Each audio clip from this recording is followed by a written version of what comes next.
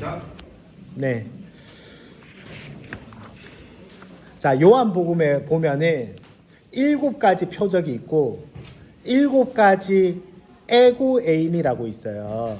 자, 에고에이미가 뭐냐면은 이게 헬라어인데요. 나는 뭐뭐다. 영어로 하면 I am입니다. I am. 자, 이게 요한복음에 보면 그런 표현들이 있잖아요.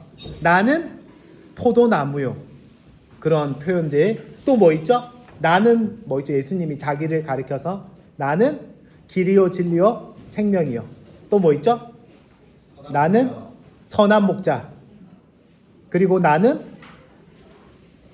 부활이요 생명. 자, 여기 다 있는데 자, 나는 세상의 빛이다. 나는 생명의 양식이다. 나는 양의 문이다. 이렇게 이제 7가지 나는 누구누구다 이런 표현이 있거든요. 그런데 그 표현을 우리가 읽을 때에 그냥 이제 넘어가는 경우가 많이 있습니다. 근데 그 표현은 굉장히 중요한 표현이에요. 왜냐하면 헬라어에서 에고에이미라는 거는 그 출애굽기 3장 14절에 나오는 표현을 가져온 거거든요. 사실 헬라어는 에고 하면은 에고 많이 들어봤죠. 에고 하면은 I란 뜻이고 나란 뜻이에요. 에고. aim이면 이제 am 이다란 뜻이에요. 근데 헬라어에서는 에고를 안 써도 됩니다. 왜냐면은 aim이에 주격이 담겨 있어요. 근데 의도적으로 요한은 에고 에임이 이 단어를 쓰고 있는데 이 단어는 어디에 나오는 단어냐면 출애굽기 3장 14절에 나오는 단어예요. 나는 당신의 이름이 누구입니까? 라고 물어봤을 때 하나님이 뭐라고 자기 이름을 이야기해 주냐면 나는 여호와다. 스스로 있는 자다. 한글 성경에서는 스스로 있는 자라고 번역을 하는데 영어에서는 뭐라고 번역하냐면 I am who I am 이렇게 번역. I am who I am. 이걸 이제 헬라어로 바꾸면은 에고 에이미 이렇게 이제 헬라어로 이제 바꾸거든요. 이게 하나님의 이름이에요. 하나님의 이름. 에고 에이미. 근데 요한복음에서는 어떻게 이제 기록하냐면은 나는 선한 목자다라고 이야기해요. 그거는 단순히 우리가 그 말씀 읽으면서 예수님은 우리를 인도하는 목자이신 분이야. 양 같은 나를 사랑하고 돌보시는 분이야 라는 것도 맞아요. 근데 그 이상의 의미를 담고 있습니다. 나는 선한 목자다라고 했을 때 단순히 선한 목자라는 의미를 넘어서서 나는 여호와 하나님으로서의 너희의 목자다. 여러분 이스라엘의 목자 누가 있죠? 다윗 있고. 대표적으로 목자 하면은 무슨 말씀이 생각날까요? 시편 23편. 그렇죠. 한번 외워볼래요? 그치. 네, 여러분 이스라엘 백성들한테 선한 목자다라고 이야기하면은 누가 생각나냐면은 시편 23편이 기억납니다.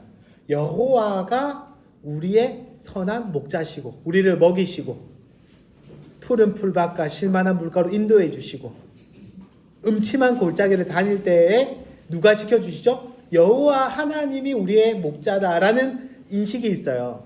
근데 예수님이 그 단어를 그 용어를 그대로 가지고 와서 내가 너희의 선한 목자다라고 이야기하는 거예요. 그거는 단순히 예수님이 선한 목자라는 의미가 아니라 내가 시편 23편에 나오는 바로 여호와가 너희의 선한 목자셨지만 이제는 내가 너희의 선한 목자다.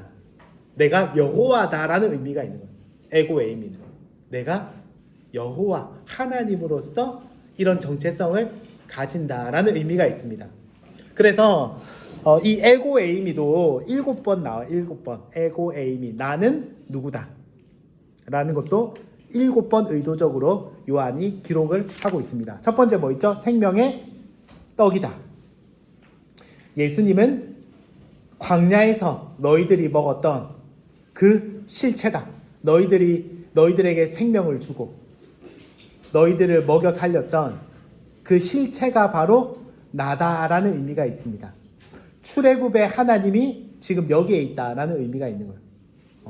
너희를 먹인 그 떡이야말로 떡이 바로 나다.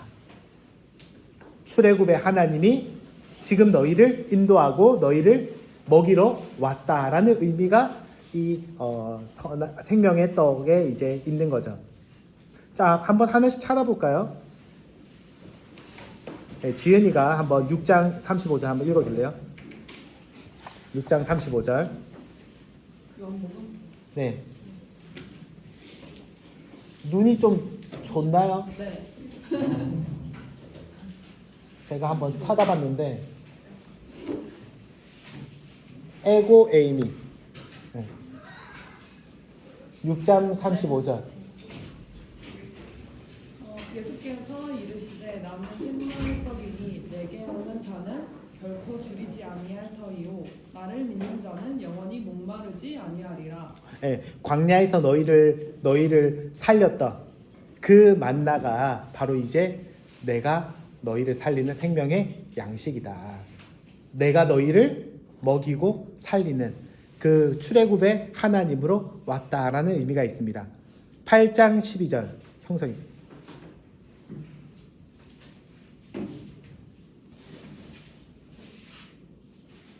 예수께서 또 말씀하여 이르시되 나는 세상의 빛이 나를 따르는 자는 어둠에 다니지 아니하고 생명의 빛을 얻으리라.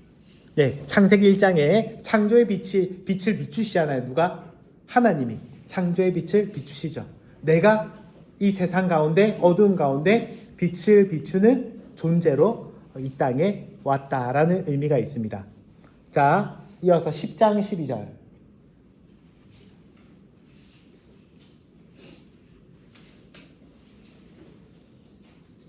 10장 7절이네요. 10장 7절 한번 읽어볼래요? 그러므로 예수께서 다시 이르시되 내가 진실로 진실로 형성이 너 말고. 장교. 그러므로 예수께서 다시 이르시되 내가 진실로 진실로 너희에게 말하노니 나는 영원히 네, 하나님 아버지께로 가는 유일한 문이 바로 그 문이 누구라는 거죠? 예수님이라는 거죠. 여러분 6월절 사건 아시죠? 6월절에 그 문에다가 뭘 바르죠?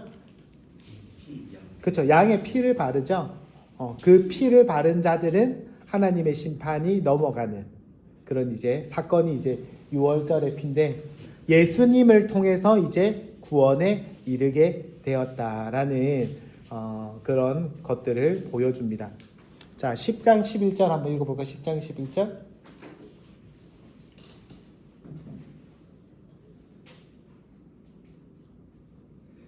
선택해서 읽으면 돼. 헬라어로 읽어도 되고 영어로 읽어도 되고.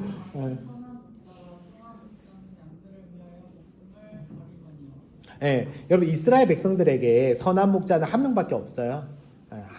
여호와 하나님밖에 없죠. 근데 이제 내가 너희의 선한 목자다라는 이제 의미를 말씀하시죠. 11장 25절. 그 다음 누구죠? 유신이. 예수께서 계시되 나는 부활이고 생명이니 나를 믿는 자는 죽어도 살겠고. 예. 살아서 나를 믿는 자 영원히 죽지 않는다. 예수는 바로 죽음을 이기신 부활의 주권자가 되신다. 여러분 부활은 하나님의 영역이죠. 예수님이야말로 하나님의 권능으로 생명을 주시는 분이다. 그러니까 이게 구약에 나온 그 여호와 하나님의 정체성을 내가 가지고 있다라는 것을 보여주는 게 에고 에이미의 의미입니다. 자, 14장 6절 이거 유명한 말씀이죠. 예수께서 이르시되 내가 진리요 진리의 생명이니 나로 말미암지 않고는 아버지께로 올라가 오리라. 예, 구약 성경에 주의 길, 주의 진리, 주의 생명은 바로 하나님을 가리키는 표현이었죠. 근데 예수님이 그 표현들을 자기에게 사용하면서 내가 길이요, 진리요, 생명이다. 15장 1절 한번 읽어볼까요? 윤. 나는 피로 참나무 내 아버지는 누구라. 네.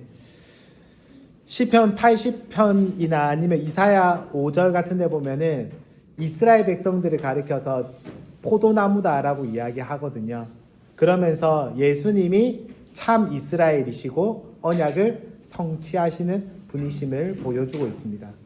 그래서 요한은 나는 누구다, 땡땡이다 라는 것들을 통해서 하나님의 역할을 메시아인 자기가 이제 수행하는 그런 부분들을 강조해서 기록을 하고 있습니다.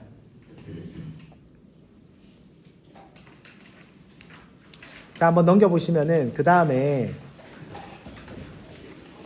절대적 IM이라고 있는데, 절대적 IM은 뭐냐면은, 자, 에고 에임이 다음에 뒤에 이렇게 수식어가 붙는 게 있어요. 나는 포도나무요. 에고 에임이 다음에 이렇게 붙죠. 네. 나는 포도나무요. 이렇게 붙는 게 있는데 안 붙는 게 있습니다. 안 붙는 게. 예를 들면 13장 19절 같은 데 보면은 내가 그다. 에고 에이미만 딱 나오죠. 에고 에이미. 이게 이제 절대적 에고 에이미라고 이제 표현하는 건데, 내가 그다. 이렇게 이제 사용되는 거예요. 그래서 한글로 보면은 이게 큰 의미가 없는 것처럼 넘어갈 때가 많이 있거든요. 근데 이거는 내가 그다 이런 이제 표현이 있는 거죠. 내가 그다 이런 표현들이 있는데,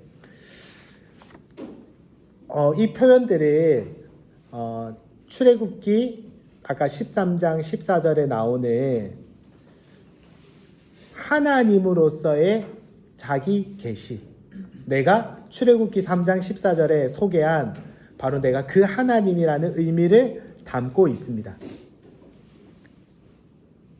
자, 한번 보세요. 8장 24절 한번 읽어볼래요?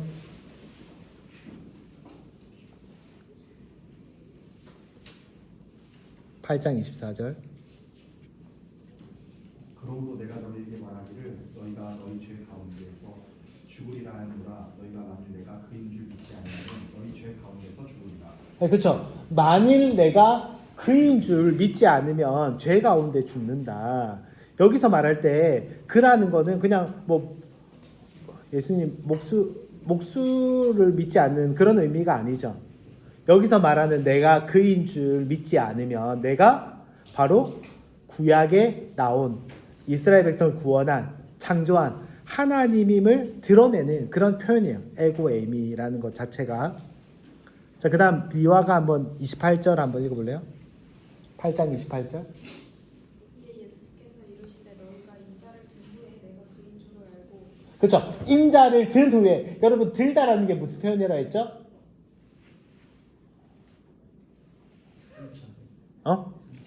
십자가요. 십자가. 물론 승천도 의미하지만 십자가, 인자가 십자가에 들리든지 아니면 하늘로 들리든지 그 이중적인 의미가 있는데, 인자가 십자가와 승천한 이후에 누군 줄 안다고요?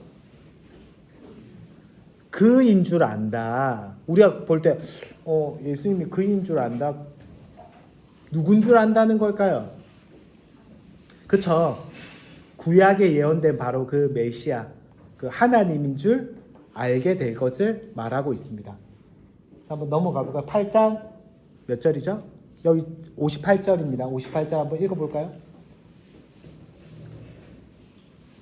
예수께서 이르시되 진실로 너희에게 이르노니 아브라함이 나기 전부터 내가 있느니라. 여러분 여기 문법적으로 이상하지 않습니까? 아브라함이 있기 전부터 내가 어떻게 해야 되죠? 있었다. 과거형 써야 되잖아요. 아브라함 2000년 전 사람이니까 아브라함이 나기 전부터 내가 있었다. 이렇게 만약 그 문법적으로 하면 그렇게 표현해야 되죠. 근데 에고 에이미는 현재형이거든요. 그래서 한글도 이렇게 번역했어요. 아브라함이 나기 전부터 내가 있다. 현재형 쓰고 있어요. 현재형. 문법적으로 안 맞지만 예수님이 쓰신 거예요. 왜 그렇죠? 이건 단순히 있었다. 아브라함 나기 전에도 내가 있었다라는 걸 이야기해 주는 게 아니라 아브라함이 나기 전부터 나는 여호와로서 존재했다라는 걸 보여주는 문학적 표현입니다. 에고 에이미. 그래서 예수님이 아브라함이 나기 전부터 나는 그였다. 나는 존재했다. 스스로 있는 자였다라는 이제 표현이죠. 그래서 이스라엘 백성들이 열받는 거예요. 어떻게 그런 표현을 자기한테 사용할 수 있느냐. 13장 19절도 한번 읽어볼까요? 그 다음 누가 읽을 차례죠? 일이 일어나기 전에 미리 너희에게 이르거든 일이 일어날 때에 내가 그인 줄 너희가 믿게 하려 함이라. 네, 여러분 때라는 표현은 때가 이르지 않았으므로 그런 표현들 나오잖아요. 요한복음에서 때는 십자가의 때를 영광의 때를 이야기하거든요. 그래서 그때가 되면은 내가 누군 줄 안다고요? 그인 줄 알리라. 이게 굉장히 중요한 표현입니다. 그래서 한글로 볼 때는 그렇게 사실 거의 알아차리기가 힘들지만 영어나 그 헬라어로 볼 때는 굉장히 선명하게 요한이 의도적으로 이 표현을 사용하고 있어요. 내가 그때가 되면 내가 그인 줄 알게 될 것이다. 내가 바로 구약에 나타난 그 여호와인 줄 알게 될 것이다 라고 이제 이야기하고 있는 거죠. 자, 18장 15절. 자, 누가 읽을 차례죠? 한번 읽어줄래요? 체포 장면입니다. 체포 장면. 대답하되 나사렛 예수라 너는 이르시되 내가 그니라 하는 유다도 그들과 함께 섰더라. 예수께서 그들에게 내가 그니라 하실 때 그들이 물러가서 땅에 엎드렸더라. 여러분 체포 장면이에요. 칼 들고 막 총 들고 그렇게 왔어요. 그래서 체포를 합니다. 딱 체포를 해요. 근데 예수님이 한마디 하죠. 누구 그 사람이 누굽니까 했을 때 예수님이 내가 그니라라고 하죠. 그러면 어떻게 체포당할 때 여러분 경찰이 와서 막 체포해요. 그러면 체포당한 사람은 어떻죠? 전 잘못한 게 없어요. 이렇게 막 그렇잖아요, 보통. 근데 예수님은 체포당할 때 내가 그니라 하니까 어떻게 되죠? 막 사람들이 막 쓰러집니다. 그러니까 이상한 장면이에요. 이거는 예수님의 자기 하나님의 이름을 드러내는 그런 이제 사건으로 이해를 하죠. 그래서 내가 그다라고 했을 때 사람들이 두려워서 그렇게 마치 하나님의 임재 앞에서 사람들이 두려워 떠는 것 같은 모습을 그리고 있는 겁니다. 그래서 사실 예수님이 이때 도망치면 됩니다. 내가 그다 하고 탁 도망치면 안 잡힐 수 있었지만 예수님이 순순히 이제 잡히신 거죠. 그래서 이걸 이제 절대적 그 I am이라고 이제 이야기하거든요. 그래서 하나님으로서의 자기 계시를 드러내는 장면입니다. 그래서 나는 스스로 있는 자다라는 표현을 요한이 의도적으로 그대로 가져와서 이제 사용하고 있어요. 그 공간복음서에도 보면은 에고 에임이라는 표현이 나오거든요. 공간복음서에도 예를 들면은 대제사장이 너가 찬양 받으시리의 아들이냐라고 물어보거든요. 예수님한테. 그때 예수님이 가만히 있었으면 풀려났어요. 그때 예수님 딱 한마디 하십니다. 뭐라고 말씀하시냐면은 에고 에임이 이렇게 말씀해요. 에고 에임. 내가 그다. 이거는 내가 바로 너가 말한 그 사람이다 라는 뜻도 있지만 사실은 내가 스스로 있는 자다. 바로 여호와 하나님으로서의 자기 정체성을 드러내신 거예요. 그것 때문에 예수님 죽으시잖아요. 그렇죠? 그래서 이 표현들 우리가 그냥 이제 한글 성경에 볼 때는 볼 수 없지만 이런 표현들이 굉장히 요한이 중요하게 의도적으로 기록을 하였다라는 걸 알 수 있습니다. 자, 넘겨보실까요? 자, 요한복음을 이해할 때에 중요한 게 뭐냐면은 요한복음이 어떤 세계관으로 요한복음을 적었는지를 좀 기독교적인 세계관을 이해하는 측면도 되는데 어떤 세계관을 가지고 있냐면은 비대칭적 이원론적인 이제 세계관을 가지고 있습니다. 그래서 제가 이원론이라는 말을 사실은 좀 쓰기가 불편했어요. 왜냐하면 기독교는 이원론적인 세계는 아니기 때문에. 이원론은 뭐죠?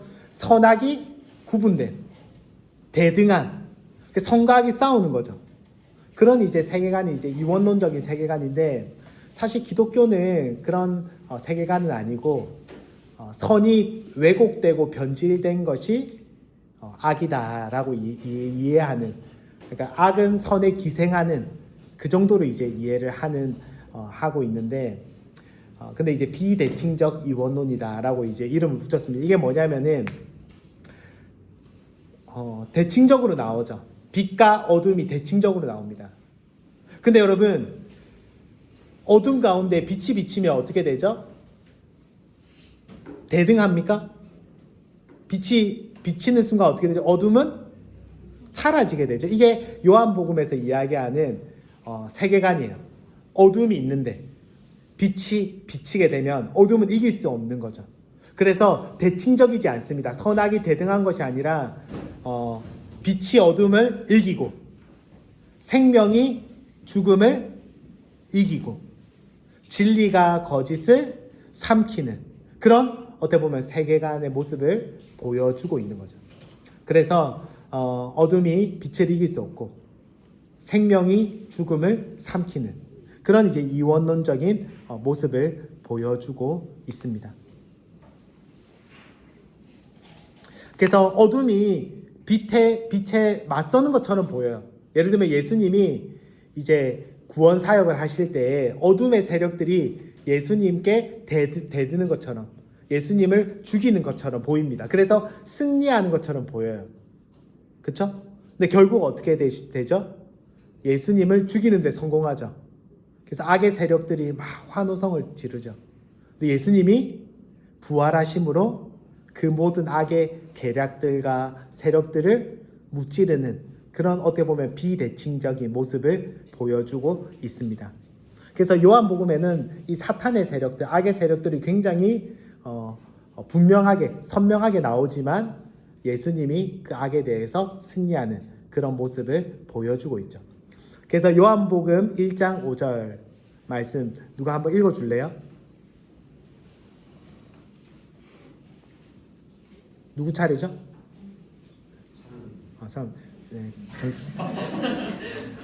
사모님 정신 차리시고 자기 차례 기억해 주시기 바랍니다. 네, 어둠이 깨닫지 못하더라. 이 단어는 두 가지 의미가 있어요. 깨닫다라는 뜻도 있고 이기다라는 뜻도 있거든요. 그래서 이렇게 번역할 수도 있습니다. 그래서 영어 성경에서는 이렇게 번역하는 성경도 있어요. 빛이 어둠에 비치되 어둠이 이기지 못한다. 예수님이 빛으로 이 땅 가운데 비치죠. 결코 여러분 어둠은 이길 수 없습니다. 그게 요한복음의 세계관이에요. 빛이 비쳤어요. 태초에 빛이 비춤으로 새로운 창조를 이룬 것처럼 예수님이 이 땅에 오심으로 빛이 이 땅 가운데 비쳤습니다. 더 이상 어둠은 이기지 못해요. 예수님을 이기지 못한다는 게 요한복음의 아주 중요한 기독교 세계관의 핵심이죠. 자, 그리고 종말론적인 이원론의 의미도 담고 있습니다. 이게 뭐냐면은 이미 시작된 거예요. 종말이. 근데 아직 완성되지 않았어요. 빛이 비쳤어요. 생명이 시작되었습니다. 하지만 아직 완성되지 않은 그 중간을 우리가 살아가고 있는 거죠. 빛이 어둠 가운데 이미 침투해 들어갔고 생명이 죽음이 가득한 세상 가운데 이 세상을 변화시키는 그런 이제 생명이 시작된 세상이다라는 것을 보여주고 있습니다. 자, 이 요한복음에서 여러분 한 가지 기억해야 될 게 이 생명이란 단어예요. 단어. 자, 제가 나눠준 이 프린트물 보시면은 요한복음에서 굉장히 독특한 단어 사용 가운데 하나가 뭐냐면은 공간복음에서 가장 핵심적인 단어가 하나님 나라거든요. 그래서 하나님 나라가 마태복음에서는 55번이나 사용됩니다. 그리고 마가복음에서는 20번, 누가복음에서는 46번 그렇게 사용돼요. 합치면 여러분 100번이 넘습니다. 근데 요한복음에서는 거의 사용되지 않습니다. 나라라는 단어가 5번밖에 사용 안 돼요. 대신에 요한복음에서는 어떤 단어가 주로 많이 사용되냐면은 생명이라는 단어가 이 하나님 나라를 대치하는 단어로 사용됩니다. 여러분 공간복음에서 하나님 나라는 어떤 의미냐면은 하나님의 통치와 하나님의 능력이 우리 가운데 들어왔다라는 의미로 하나님 나라를 사용하거든요. 이 단어를 그대로 대체하는 게 뭐냐면 요한복음의 생명이라는 거예요. 생명. 예수님을 믿으면 하나님의 나라가 그 사람 가운데 시작되잖아요. 그렇죠? 이해되세요? 마찬가지입니다. 예수님을 믿으면 요한복음에서는 생명이 우리 가운데 시작되는 거예요. 그래서 하나님의 나라와 이 생명이 같은 단어로 요한은 이 생명을 사용하고 있습니다. 그래서 하나님 예수님을 영접하게 되면은 예수님의 생명, 조회, 이 영생이 우리 가운데 들어와서 우리를 변화시킨다. C.S. 루이스가 이 조회라는 생명이라는 단어를 굉장히 중요하게 이제 기록하고 있거든요. 인간의 생명은 죽음을 향해서 가는 생명이죠. 근데 요한복음에 나오는 이 예수의 생명은 영생을 향해서 가는 생명입니다. 그래서 영원히 생명을 더 풍성히 누리는 그런 이제 생명을 주시는 분으로, 인자가 온 것은 생명을 주려 할 뿐 아니라 더 풍성히 누리게 하기 위함이다. 그래서 생명이 이미 우리 가운데 시작되었다. 어떻게 시작되었죠? 예수를 믿음으로 시작되었다라는 단어로 사용되고 있습니다. 자, 넘겨볼까요?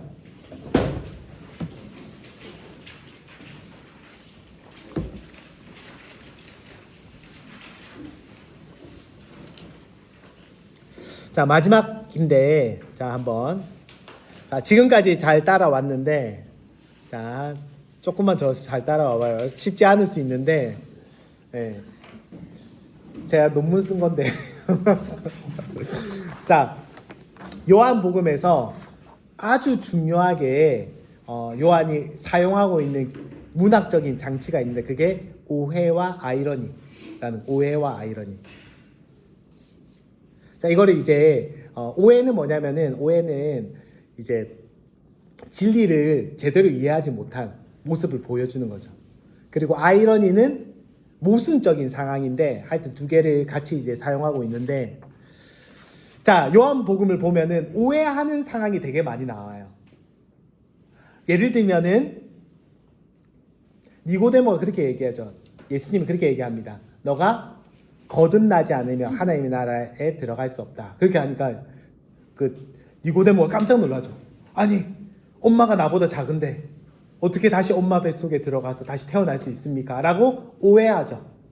네, 이런 오해가 되게 많이 나와요. 예를 들면은 사마리아 여인에게 예수님이 물을 좀 달라 했을 때 그 사마리아인이 사마리아에 물 주려고 하니까 예수님 뭐라고 이야기하죠? 너가 나에 대해서 알았다면 너가 물을 줄 것이 아니라 나한테 물을 달라고 했을 것이다 라고 이야기하죠. 그때 사마리아 여인이 뭐라고 얘기하냐면은 물들 그릇도 없는데 뭘 물을 준다고 그러십니까? 그렇게 이제 오해하거든요. 예수님의 말씀을. 이런 오해들을 요한이 반복해서 사용합니다. 그리고 독자들한테 뭘 이야기하냐면, 이 요한복음을 읽는 우리들한테 뭘 이야기하냐면은, 너희는 오해하지 말고 진리를 바르게 깨닫는 자가 되어라 라는 것을 의미하는 거예요. 그래서 우리가 요한복음에 나오는 오해나 아이러니의 모습들을 보면서, 아, 우리는 저렇게 오해하면 안 되겠다. 우리는 진리에 이르러야겠다라는 이제 생각을 하게끔 만드는 아주 중요한 요한의 그 기록 방법이거든요. 자, 한번 살펴볼게요. 자, 이중 단어를 이제 오해하게끔 만들어서 이중적인 의미로 사용을 합니다. 예를 들면은 아까 읽었던 1장 5절에 카타람바노라는 헬라어 단어가 있는데, 그 단어는 우리나라에도 이중적인 단어 있죠. 예를 들면 눈 같은 거, 눈싸움 해야겠다. 뭐죠? 눈싸움 해야겠다? 에? 눈 뜨고, 맞죠? 눈 안 감는 그런 싸움도 있고, 눈이 왔어요, 밖에. 그러면 어떤 싸움이죠? 네. 안에 이제 돌을 넣어가지고 던지는 그런 눈싸움, 그쵸? 이제 이중적 의미로 사용할 수 있잖아요. 눈싸움 하자 했을 때. 그런 것처럼 요한은 의도적으로 이런 단어를 사용합니다. 카타람바노, 깨닫다라는 뜻도 있고 이기다라는 뜻도 있는데, 두 가지 단어를 다 의미가 있게끔 사용하는 거예요. 빛이 어둠에 비치되 어둠이 깨닫지 못하더라. 예수님이 이 땅 가운데 오셨는데 어둠 가운데 있는 사람은 그 예수님을 깨닫지 못했다라는 의미로도 사용되고, 두 번째 의미는 빛이 어둠에 비치되 어둠이 이기지 못했다. 어둠은 이길 수 없다라는 의미로도 사용됩니다. 이중적 의미로 다 사용할 수 있어요. 두 번째 이제 아노덴이라는 이제 단어는 다시라는 뜻도 있고 어게인이라는 뜻도 있고, 그리고 위로부터라는 뜻도 있습니다. 그래서 사람이 다시 태어나야 된다라는 의미로도 이해할 수 있고, 니고데모는 이렇게 이해했죠. 사람이 어떻게 다시 태어나냐. 근데 예수님은 어떤 의미로 사용했냐면은 위로부터 태어나야 된다. 성령으로 태어나야 된다라는 의미로 사용하거든요. 그래서 두 가지 이중적인 단어의 의미를 가지고 요한이 의도적으로 이렇게 이제 말하는 거예요. 무슨 단어일까? 그렇게 이제 질문을 던지는 거죠. 독자 우리들한테. 우리는 신경도 쓰지 않지만 하여튼 요한은 이런 이제 이중 단어를 통해서 사용합니다. 문장도 여러분 이중적인 의미를 담고 있어요. 예를 들면 유대인의 왕이라고 쓰죠. 그리고 난 다음에 유대인들이 와서 바꿔달랍니다. 저거 기분 나빠요. 앞에 자칭이라는 거 붙여줘요. 그렇게 하니까 예수님 뭐라고 이야기하죠?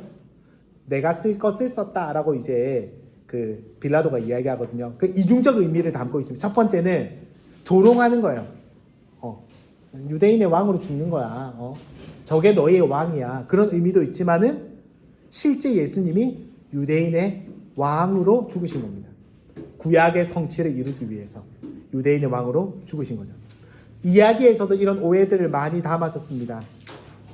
이 성전을 헐라. 그래서 사람들은 46년 동안 지은 성전을 헐라는 거야? 이렇게 이해했는데 예수님은 어떤 의미로 사용하신 거죠? 예수님의 자신의 몸을 이야기하는 단어로 그렇게 이 성전을 헐라라고 이야기한 거죠.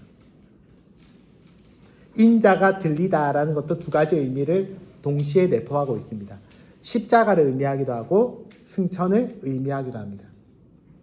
그리고 사실 복음 자체가 예수님의 죽음과 부활 그리고 영광을 얻으시는 영화야말로 세상의 사람들은 도무지 이해할 수 없는 하나님의 지혜이고 능력이고, 그래서 세상 사람들이 예수님을 죽이면은, 어둠의 세력들이 예수님을 죽이면은 승리할 수 있을 것이다 라고 생각했지만 오히려 예수님을 죽임으로 하나님의 뜻이 이루어지는 굉장히 아이러니한 그런 이제 복음의 역설적인 진리를 담고 있는, 복음 자체가 사실은 역설이에요.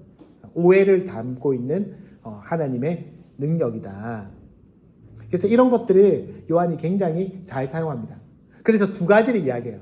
너희는 오해하는 사람들의 그런 어둠 가운데 있는 사람들이냐, 아니면 너희는 빛 가운데 예수님이 누군지를 이해하고 믿는 자들이냐 라는 것을 독자들한테 질문을 던집니다.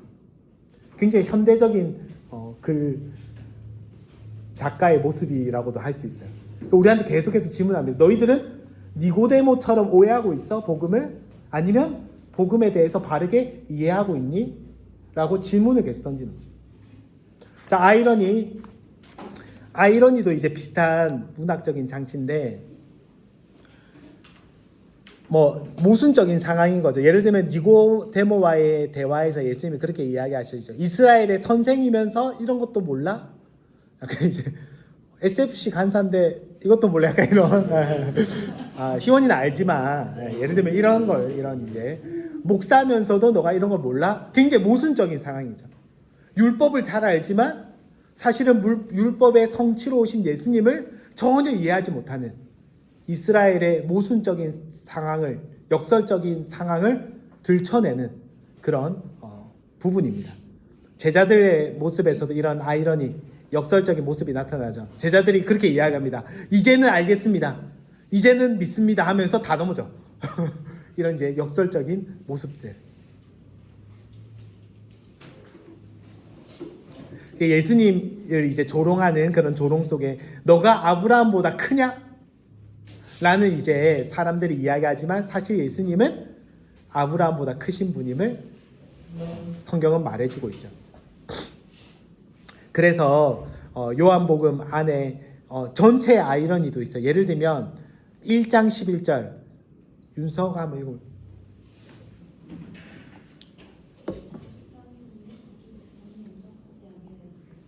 네, 이거 굉장히 역설적인 아이러니한 상황이죠. 자기 백성을 구원하러 하나님이 오셨어요. 말씀이 육신이 되어서 이 땅 가운데 왔습니다. 근데 자기 백성이 뭐하죠? 영접하지 않은, 사실 이것 자체가 여러분 역설적인 아이러니한 상황이에요. 요한복음은 아이러니에서부터 시작한 거죠. 자기 백성에게 왔어. 근데 자기 백성이 왕이 왔어요. 근데 자기 백성이 영접하지 않은 이런 요한복음 전체에서 나타나는 아이러니를 보여주고 있습니다. 성육신도 아이러니죠. 성육신도. 창조주가 뭐가 되신 거죠? 피조물이 되신 역설을 보여주는 거예요. 십자가도 역설적입니다. 사실 복음 자체가 역설적이에요. 십자가는 뭐죠? 생명을 주러 온 자가 죽임당하는, 굉장히 역설적인 거예요. 생명의 주인이 죽임당하는 역설을 보여주는 거죠. 인간이 죄에 대한 희생을 치러야 되지만 하나님이 대신 희생을 치르시는 그런 역설적인, 어떻게 보면 복음 자체가 역설이라고 할 수 있습니다. 그래서 이런 역설적인 부분들을 통해서 요한이 얘기해주고 싶은 것은 너희는 과연 어디에 속한 사람이냐라는 걸 끊임없이 질문해요. 너희는 예수님을 영접하지 않은, 자기 백성이 영접하지 않은 그 사람들의 모습이냐, 아니면 왕을 영접한 사람의 모습이냐라는 것을 끊임없이 질문합니다. 너희는 깨닫지 못한 니고데모의 모습인가? 아니면 너희는 목마름을 해결하기 위해서 생수만을 찾는, 우물물만을 찾는 그 사마리아 여인이냐? 아니면 예수라는 생수를 발견한 사람이냐라는 것을 끊임없이 요한은 우리에게 질문을 던지고 있습니다. 마지막으로 이제 상징들이 있는데, 요한복음에 빛이다, 물이다, 떡이다라는 것은 굉장히 큰 이제 상징으로 이제 사용되고 있는 단어입니다. 그래서 이 먼저 빛은 창조의 빛, 예수님의 신적 기원과 계시를 보여주는 빛이라고 할 수 있죠. 그래서 단순히 그냥 이런 그냥 불빛을 말하는 게 아니에요. 예수님이 요한복음에서 나오는 빛이다라고 했을 때는 말씀과 생명, 예수님이 태초로부터 존재한 유일한 빛이심을 보여주는 그런 의미를 담고 있습니다. 대표적으로 맹인의 눈을 뜨게 했을 때 나는 세상의 빛이다 라고 이야기하거든요. 그러면서 자기를 통해서 이 세상을, 우리가 빛을 통해서 세상을 보는 거잖아요. 그렇죠? 그래서 예수님을 통해서 이 세상을 볼 수 있게 되었다라는 것을 상징적으로 보여주는 거죠. 근데 예수님을 보지 못하는 사람들은 어떤 사람들입니까? 영적으로 눈먼 자들임을 요한복음은 말해주고 있어요. 예수님을 보지 못한 사람들은 사실은 보지 못하는 사람들입니다.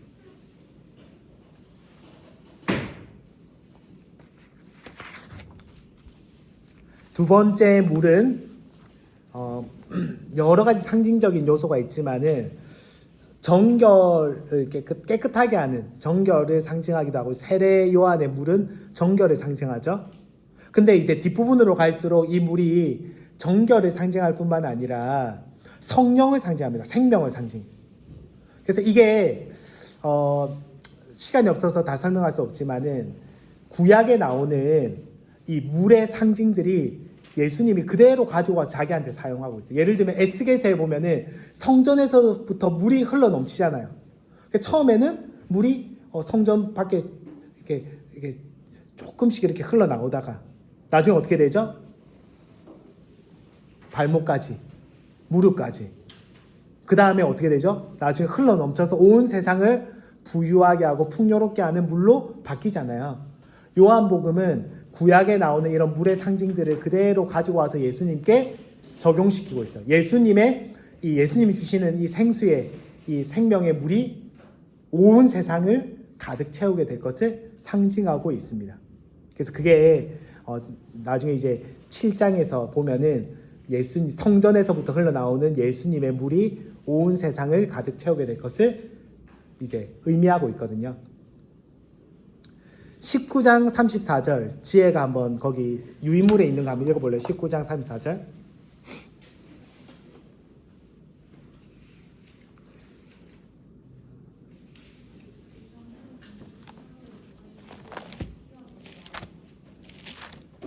다시 한번 읽어줄래요?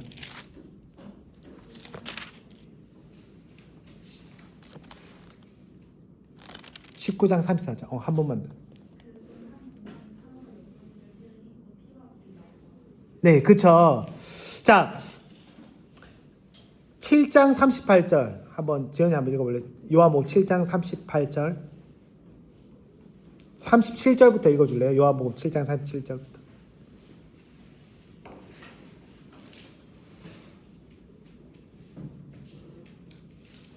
명절 끝날에 예수께서 서서 외쳐 이르시되 누구든지 목마를 것은 내게로 와서 마시라.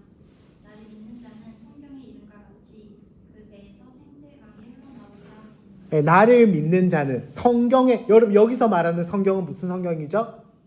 구약 성경입니다. 신약 성경은 아직 기록 안 됐잖아요. 그렇죠?